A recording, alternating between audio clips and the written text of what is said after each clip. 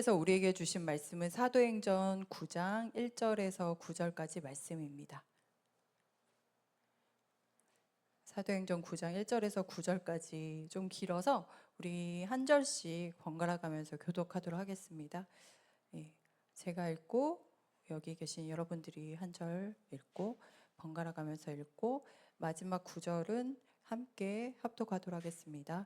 1절입니다. 사울이 주의 제자들에 대하여 여전히 위협과 살기가 등등하여 대제사장에게 가서 다메섹 여러 회당에 가져갈 공문을 청하니 이늘 만일 그 도를 따르는 사람을 만나면 남녀를 막론하고 결박하여 예루살렘으로 잡아오려 함이라. 사울이 길을 가다가 다메섹에 가까이 이르더니 호련히 하늘로부터 빛이 그를 둘러 비추는지라. 땅에 엎드려져 들음에 소리가 있어 이르시되 사울아 사울아 내가 어찌하여 나를 박해하느냐 하시거늘 대답하되 주여 누구시니이까? 이르시되 나는 내가 박해하는 예수라. 너는 일어나 시내로 들어가라 내가 행할 것을 내게 이를 자가 있느니라 하시니 같이 가던 사람들은 소리만 듣고 아무도 보지 못하여 말을 못하고 서 있더라. 사울이 땅에서 일어나 눈은 떴으나 아무것도 보지 못하고 사람의 손에 끌려 다메섹으로 들어가서 사흘 동안 보지 못하고 먹지도 마시지도 아니하니라. 아멘. 예수 그리스도를 아는 지식을 사모하는 모든 분들을 축복합니다. 이제 아기들도 방학이고 해서 오는 게 쉽지 않았을 텐데 그래도 함께 모셔서 예배하니 좋고 감사합니다. 오늘 하나님께서 예배해 주신 은혜를 마음껏 누리는 저와 여러분이 되시기 예수님의 이름으로 축원드립니다. 어느 시대에 태어나든 모든 인간은 반드시 이런 경험을 합니다. 내가 누구지? 나 잘 살고 있는 거 맞아? 라고 생각을 하게 됩니다. 이런 고민을 하는 게 너무나 당연한데 이런 고민을 한다는 것은 무엇을 얘기를 하냐면 현재 내 삶이 불만족스럽고 힘들기 때문에 이런 고민을 합니다. 사실 우리가 살만하면 그런 고민 안 하죠. 다 돌아보고 내가 뭘 잘못했지? 내가 어디로 가는 게 맞는 거지?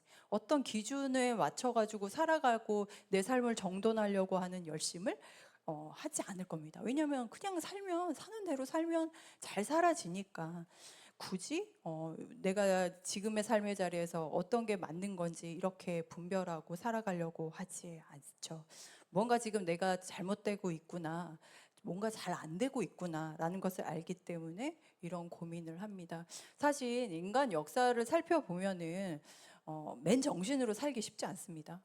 우리가 살고 있는 이 세계도 보면은 어떤 곳에선 전쟁이 끊이지 않죠. 그리고 어떤 곳에선 생명을 존중이 여겨지지 않기도 하고 끊임없는 사건과 사고들 때문에 저희들이 머리가 너무 아픕니다. 그래서 우리 멘탈을 강하게 만들지 않습니다. 그리고 멀리 보지 않더라도 바로 옆에 있는 사람이 한마디 툭툭툭 내뱉는 거에 우리는 휘청거리고 우리의 연약한 모습을 보입니다. 좀처럼 바뀔 것 같지 않은 현재를 받아들이기 위해서는 미치지 않고 살아가기 위해서는 우리가 해야 되는 것이 무엇이냐. 매 순간 예배 자리에 나와서 우리가 뭐 아침 예배도 드리고요, 수요 예배도 드리고 주일 예배를 드리면서 갇혀있는 내 관점이 아니라 계속 외부에서 들려지는 관점으로 그걸 부여잡고 살아가야지만 우리는 맨 정신으로 살아갈 수 있습니다. 세상이 어느 방향으로 흘러가는지, 어느 기준에 의해서 가져가고 있는지, 그리고 내가 누구인지 알려주는 소리를 들어야 합니다. 요한계시록을 우리가 계속 묵상을 하고 있죠. 요한이 요한계시록을 작성한 시대에는 교회 고난 시대였습니다. 고난이 전부였던 그때 교회가 과연 존재할 수 있을까라는 의문점만 계속 생겨지는 그 시대에 미치지 않고 요한은 하늘의 하나님께서 열어주셔서 지금의 상황을 어떻게 보고 계신지, 어떻게 흘러가게 해주시는지 볼 수 있는 믿음의 눈이 있었습니다. 외부에 들려지는 하나님의 소리를 들었죠. 그래서 자기 현실에 눌리지 않고 모든 세상의 주관자이시면서 현재를 동일하게 심판하고 계시는 주님을 보았습니다. 그리고 그 말씀의 기준이 되어서 현재의 삶을 풀어갑니다. 사랑하는 성도 여러분, 우리가 기독교 세계관을 반복해서 살펴보는 이유는 딱 하나입니다. 세상의 메시지를 분별하고 그 가운데 변하지 않은 진리의 메시지를 분별하기 위함입니다. 갇혀 있으면 내 안의 세계관이 내가 계속 받아왔던 세계관대로 요구하는 대로 우리는 행동을 합니다. 그런데 하나님은 말씀에서 이야기를 하셨죠. 그냥 내가 말씀 보내줄게 라고 얘기하신 게 아니라 위험한 지경에서 지키시기 위해 말씀을 보내주신다고 했거든요. 그러니까 우리의 삶은 그냥 평탄한 삶이 아니라는 거예요. 그래서 말씀을 통해서 성령님께서 우리의 영적 상태를 보여주시고 회복으로 가는 생명의 길로 인도하십니다. 하나님은 오늘도 하나님의 형상인 우리의 자녀가 이 땅의 자녀로, 진노의 자녀로 살게 내버려 두지 않으십니다. 그 하나님의 신실하신 가운데 믿음의 응답하는 저와 여러분이 되시기를 축원드립니다. 그렇다면 우리가 오늘 말씀에 앞서서 이 두 가지 문장을 한번 따라해 봤으면 좋겠습니다. 한번 따라해 보겠습니다. 화면 한번 PPT 띄워주시면 한번 따라해 볼게요. 하나님만이 기준이십니다. 하나님만이 옳으십니다. 예, 하나님만이 옳으십니다. 하나님이 기준이십니다. 이 고백을 가지고 오늘 하루도 살아가는 은혜가 있기를 기도드립니다. 성경의 핵심 메시지는 네 가지 구조를 얘기를 하죠.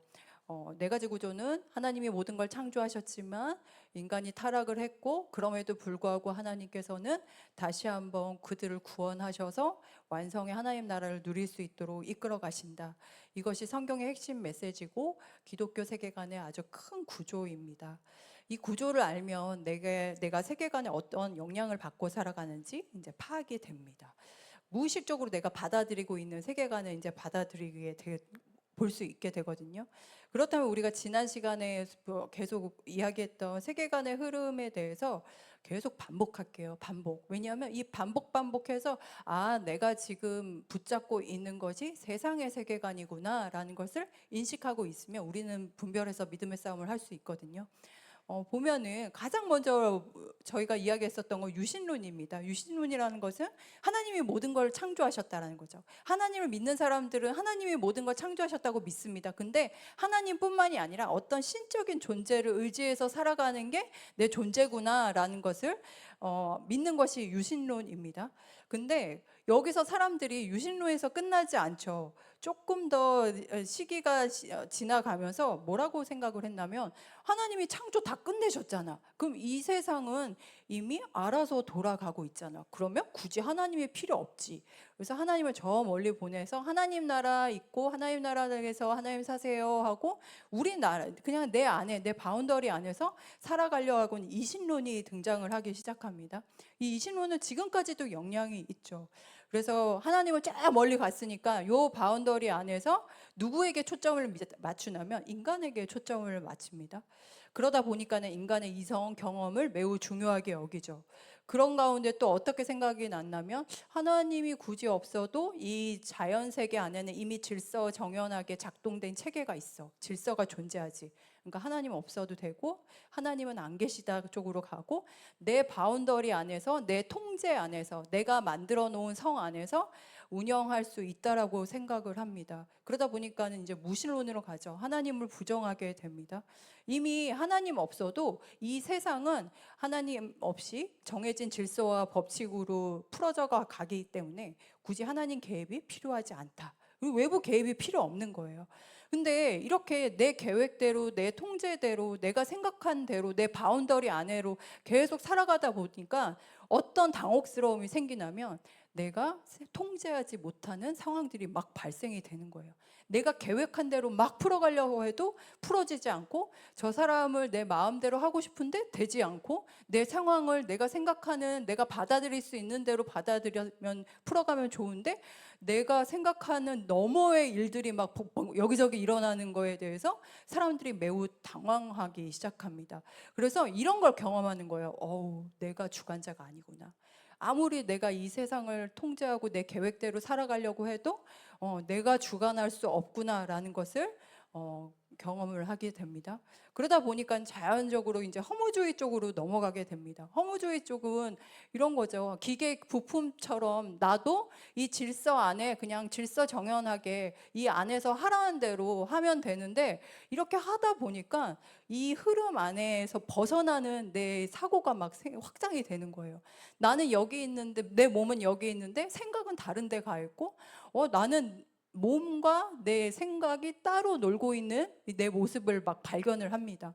나는 스스로 주체적으로 생각하고 판단하고 책임지는 내 모습이 분명히 존재하는데 여기서 하라는 대로 그냥 명령에 맞춰가지고 하고 있는 내 모습에 불일치가 막 생겨서 마음이 굉장히 어지러운 상태가 생긴 거예요. 그러다 보니까 등장한 것이 실존주의입니다. 다음 주에는 저희가 조금 더 다다음 주죠. 다다음 주에는 더 저희가 살펴보겠지만 실존주의가 생겨나서 하나님이 이거 없고 이거 중요한 게 아니라 그냥 내가 내 삶의 의미를 내 삶의 자리에서 찾을 거야. 나는 내 주체적으로 나는 풀어갈 거야 하는 그런 모습들이 등장하기 시작합니다. 요 흐름 가운데서 오늘 바울도 하나님에게 깨어지는 모습을 볼 수가 있습니다. 오늘 바울이 회심하게 된 과정을 저희가 보려고 하는데요. 지난 시간 베드로를 저희가 살펴봤죠. 베드로하고 바울은 완전히 다릅니다. 베드로 같은 경우는 굉장히 즉흥적이죠. 딱 꽂히면 그냥 바로바로 하는 스타일입니다. 그래서 저는 MBTI는 하지 않았지만 그걸 F 성향이라고 얘기를 할까요? 근데 바울은 반대예요. T 성향입니다. 굉장히 이성적이고 원칙적이고 목표 지향적입니다. 그렇다면 베드로 같은 사람이 다루기가 쉬울까요? 바울 같은 사람이 다루기가 쉬울까요? 베드로는 마음이 내키면 얼마든지 그냥 막 물불 가리지 않고 뛰어들 수 있는 사람인데 바울 같은 사람이 쉽지 않죠. 왜냐하면 자기만의 아주 견고하게 합리적으로 이성적으로 짜맞춰 놓은 틀이 있어요. 그 원칙대로 가기 때문에 이 사람이 만들어 놓은 이 견고한 성이 무너지는 게 진짜 쉽지 않습니다. 게다가 바울 같은 경우는 율법이라는 테두리 안에서 자신만의 성을 굉장히 견고하게 쌓아놓은 사람들이거든요. 근데 오늘 바울의 회심 과정을 통해서 깨닫게 되는 중요한 것이 무엇이냐면 하나님은 반드시 끝을 보게 하신다는 겁니다. 하나님은 당신의 사랑하는 자녀들이 이 땅에 매이지 않고 살기 위해서 반드시 끝을 보게 하신다는 겁니다. 유신론으로 따지면 내가 만든 신들을 무너뜨리고, 자유주의로 따지면은 내 계획과 내가 컨트롤하는 세상을 무너뜨리고, 그리고 허무주의로 따지면은 보여지는 틀 안에서 부속품처럼 살아가는 것이 아니라, 그리고 다음에 얘기해 보겠지만 실존주의처럼 스스로 선택해서 옳은 일로 가는 존재가 아님을 알려줍니다. 하나님은 그렇게 각자의 모습에 맞춰서 있는 견고한 성을 흔들어 버리시는 게 하나님이 우리를 사랑하시는 방식 중에 한 가지 있죠. 이 가운데 한 가지 메시지만 함께 나누겠습니다. 하나의 메시지는 하나님이 깨트리셔서 다르게 살 수 있는 가능성이 열렸다라는 겁니다. 우리가 다르게 살 수 있는 가능성이 생긴 이유는 하나님이 우리 삶을 깨트렸기 때문입니다. 내가 잘못 살고 있는데, 뭔가 만족스럽지 않은데, 뭔가 더 있을 것 같은데 나의 삶은 왜 이러지? 이런 의문점이 생기게 만든 거, 이것이 바로 새로운 가능성이 열렸다는 증거에 믿으시길 바랍니다. 오늘 말씀에 등장하는 바울은 유대교에 열심히 있는 바리새인이라고 성경에서는 이 사람에 대해서 이야기를 합니다. 그가 자라면서 되게 견고하게 구축된 세계관이 있었다는 뜻이죠. 그렇다면 여기서 바리새인이 언제 생겨났을까? 이 흐름을 알아야 바울이 그렇게 율법을 많이 부여잡고 간절하게 있었던 이유를 알 수 있습니다. 바리새인은 언제 등장했냐면 구약에 보면 바리새인이라는 단어가 없어요. 근데 갑자기 신약에 띵 나타났어요. 그 얘기는 뭐냐면 구약과 신약 사이에 있는 침묵 시대 때 바리새인이 생겨났습니다. 그 400년 동안. 그러니까 구약 시대에 이스라엘이 멸망하고 난 이후에 바리새인이 생겨났는데 이스라엘 백성들이 바벨론에게 멸망했죠. 그리고 바벨론, 페르시아, 그리고 그리스, 헬라, 이 대제국 사이에서 여기저기에서 식민지 국가로 살면서 디아스포라로 여기저기 떠돌이 정착 생활을 합니다. 떠돌아다니면서 생활을 하는데, 그때 알렉산더 대왕이라는 사람이 있었어요. 그 사람이 대제국을 통치를 하고 그 이후에 헬라 시대가 되었을 때, 그때 안티오쿠스 4세라는 사람이 있었는데 이 사람들이 엄청나게 유대인들을 박해를 하는 거예요. 어느 정도로 박해를 했었냐면 예루살렘 성전에 제우스 신을 세웠습니다. 예루살렘 성전에 제우스 신을 섬기고 제우스 신을 숭배해라, 경배해라. 그렇지 않으면 너희들 다 잡아 죽일 거다라고 했을 때 수많은 유대인들이 그 당시에 잡아 죽는 일들을 경험을 합니다. 그러면서 돼지가 율법에서는 부정한 동물이거든요. 근데 돼지를 희생제물로 바치게 하고, 그러니까는 율법에 반대되는 것들을 강요하다 보니까 어떤 일들이 벌어졌냐면, 유대인 중에서 무장항쟁으로 해서 그 안티오쿠스 4세가 통치하는 거에 반대하는 세력들이 막 등장하기도 했지만, 대부분의 사람들은 어떻게 얘기했냐면, 율법을 부여잡고 하나님이 우리를 이렇게 진노의 늪에 빠지게 하신 것은 우리가 잘못 살았기 때문이야. 그래서 우리는 더 하나님 말씀대로 율법대로 더 열심히 살아야 해 하는 하시딤 운동이 생겨나기 시작하거든요. 그렇게 율법대로 열심히 살려고 하는 그 몸부림을 치고 있던 그 사람들이 나중에 바리새인이 돼요. 그래서 그 시대에, 침묵 시대 때 율법을 실생활에 어떻게 잘 적용하며 살 수 있을까 아주 촘촘하게 구체화시켜서 613가지를 만들어서 그렇게 박해를 하고 죽임을 당하고 해도 율법과 전통을 부여잡고 언제까지, 신약 시대까지 끌고 갔던 굉장히 대단한 사람들입니다, 바리새인들이.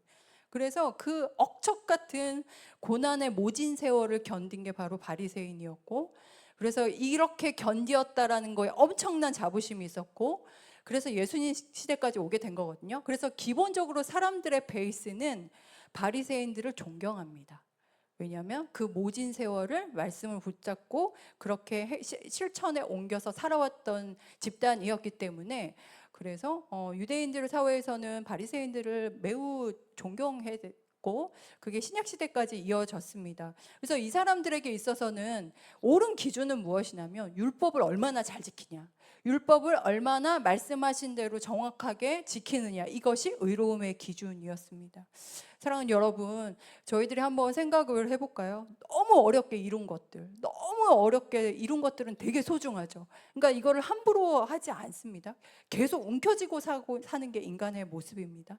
내가 어떻게 여기까지 왔는데 억척 같은 모습을 보이죠. 그래서 내가 그동안 살아왔던 대로 성공을 했던 그 모습대로, 옳다 여기는 대로 부여잡고 살아가는 게 우리 인간들의 모습입니다. 바울은 율법의 유대교 전통뿐만이 아니라 그리스 철학에 되게 이해가 깊었던 사람이거든요. 율법도 마찬가지고 그리스 철학도 마찬가지고, 뭐가 중요하냐면 보여지는 인간들이 중요하고 인간의 행위가 중요해요. 그러니까 저 저변에 있는 것보다 보여지는 삶 안에서, 이 바운더리 안에서, 보여지는 요 상자 안에, 내 성 안에서 말씀하신 기준대로 그냥 열심히 사는 게 이 사람에게는 진짜 중요했고, 이것이 가장 의로운 행동이었습니다. 그래서 질서 정연한 거에 이야기한 기준대로 살지 않은 건 가차없이 그냥 작사를 내는 게 바울의 모습이었죠. 그래서 바울이 예수님을 만나기 전에 옳다 여겨지는 모습은 성경은 이렇게 묘사를 합니다. 사도행전 7장 58절에서 59절 말씀인데 함께 합독하도록 하겠습니다. 성 밖으로 내치고 돌로 칠세, 증인들이 옷을 벗어서 사울이라는 청년의 발 앞에 두니라. 그들이 돌로 스데반을 치니 스데반이 부르짖어 이르되, 주 예수여 내 영혼을 받으시옵소서. 이 장면은 우리가 많이 본 장면이죠. 스데반은 안디옥 교회, 예루살렘에서 중심축이 안디옥 교회로 넘어갔을 때 그 안디옥 교회의 7 집사 중에 한 사람이고, 그리스도 교회에서 최초의 순교자이기도 합니다.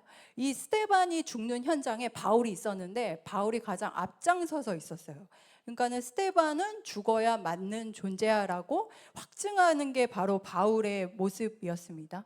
가장 앞장서서 여론을 형성하던 사람이 바로 사울이었던 바울인데, 바울이 베드로처럼 충동적으로 내가 널 미워해 하고서 확 죽인 게 아니에요. 감정적으로 행동한 게 아니라 그의 기준에는 그게 옳은 거였어요.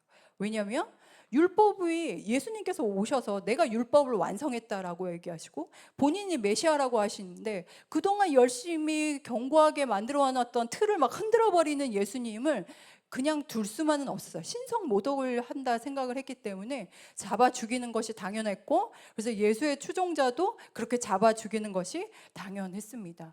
그렇게 자신이 옳다 여겨지는 그 견고한 성에 살고 있는 그에게 오늘 주님이 찾아오셨습니다. 주님이 오시기 전까지 그가 얼마나 열심을 다해서 자기가 옳다 하는 대로 옳다 하는 모습에 맞춰서 행동을 하는지 오늘 말씀에서 이렇게 나오죠. 1절 그리고 2절까지 말씀입니다. 함께 합독하도록 하겠습니다. 사울이 주의 제자들에 대하여 여전히 위협과 살기가 등등하여 대제사장에게 가서 다메섹 여러 회당에게 가져갈 공문을 청하니 이늘 만일 그 도를 따르는 사람을 만나면 남녀를 막론하고 결박하여 예루살렘으로 잡아오려 함이라.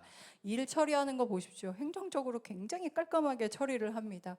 그냥 혈기가 넘쳐서 막 때려 죽이려고 막 가는 것이 아니라 대제사장에게 가서 공문을 요청해서 공식력에 의지해서 그 사람들을 가두고 잡아 죽이려고 그 일에 굉장히 열심을 내서 앞장서고 있는 바울의 모습이죠. 근데 그때 주님을 만납니다.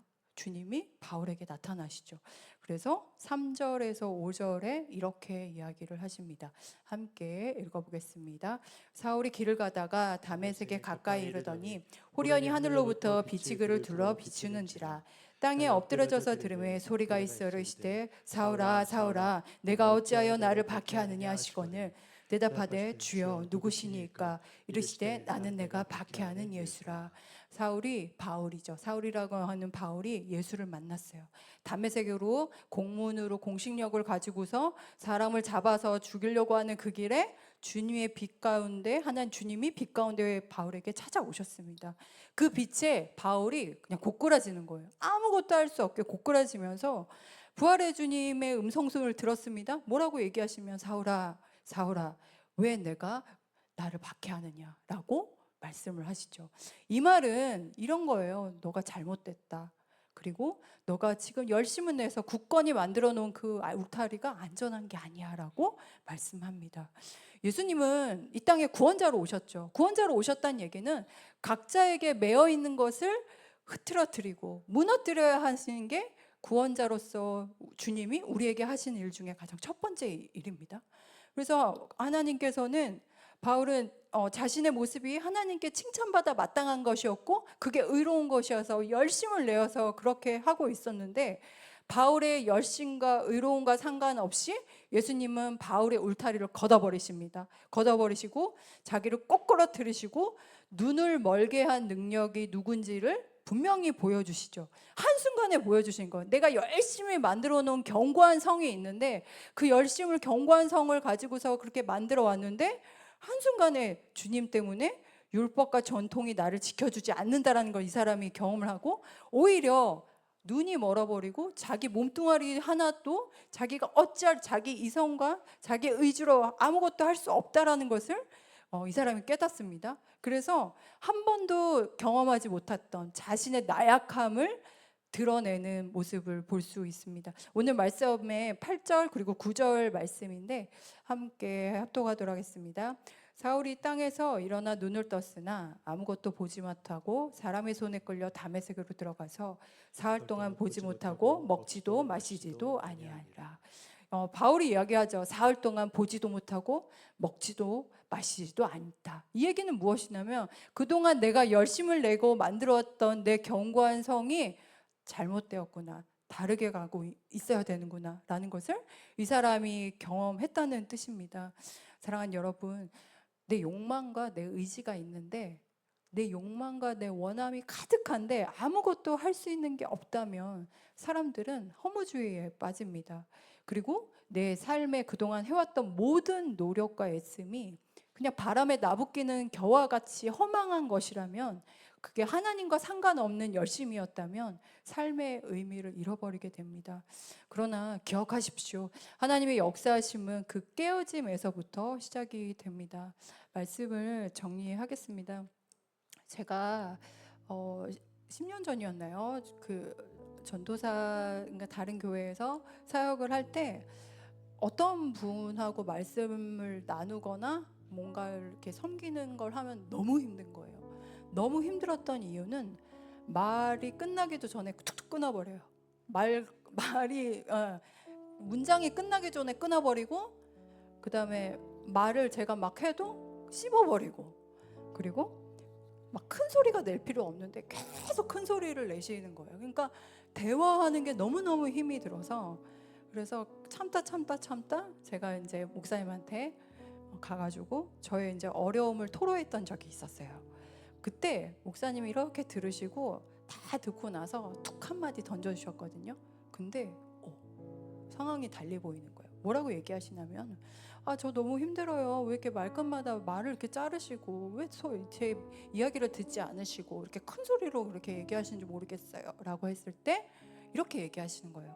잘 안 들려서 그래 라고 해주시는 겁니다. 평상시 그냥 이야기는 들으실 수 있죠. 근데 제가 몰랐던 부분이 있었던 거예요. 뭐냐면 평소 이렇게 일을 하시는 곳이 기계 소리가 되게 크게 들려지는 곳에서 일을 하셨던 분이거든요. 그래서 말소리 같은 조곤조곤한 생활 소음들이 이분에게는 되게 힘든 거, 잘 안 들리고 그냥 지나칠 수 있는 거예요. 그러다 보니까 잘 안 들리니까 누가 조곤조곤 얘기하면 그냥 씹고 지나가고, 그리고 그냥 큰 소리에 나는 그 기계 소리에서 항상 생활하다 보니까 당연히 목소리 텐션이 올라가겠죠.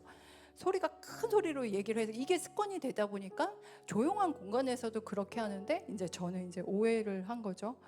그러니까 내가 내 바운더리 안에서 내가 해석한 대로만 바라보다 보니까 깨닫지 못했던 그분의 생활의 영역들이 보여지기 시작했던 겁니다. 그래서 내가 제대로 보지 못하는 나의 안목 없음에 대해서 되게 부끄러웠던 적이 있습니다. 사랑하는 성도 여러분, 오늘 바울이 회심을 했습니다. 바울이 되게 열심히 살았던 사람이거든요.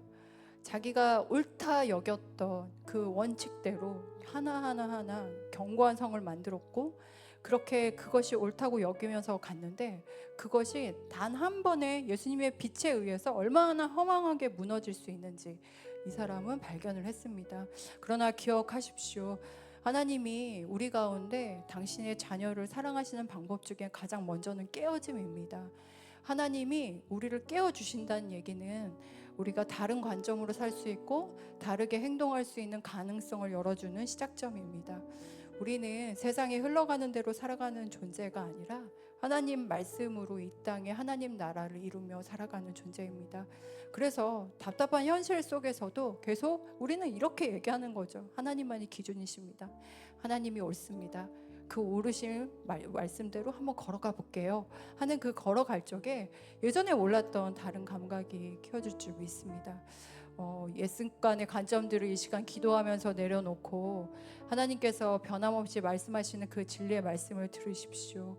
그래서 오늘 부활하신 주님께서 우리의 삶의 자리에서 이렇게 동일하게 말씀하시는 거죠. 왜 나를 박해하느냐?